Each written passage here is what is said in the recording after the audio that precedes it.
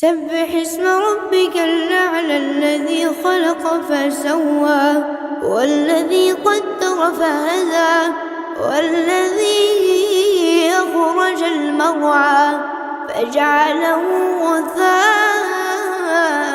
نحوا سنقرئك فلا تنسى إلا ما شاء الله إنه يعلم الجهر وما يخفى ونيسرك لليسرى فذكر إن نفعت الذكرى سيذكر من يخشى ويتجنبها الأشقى الذي يصلى النار الكبرى ثم لا يموت فيها ولا يحيا قد أفلح من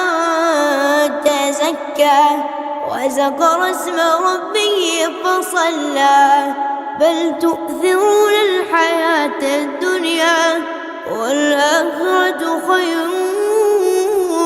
وأبقى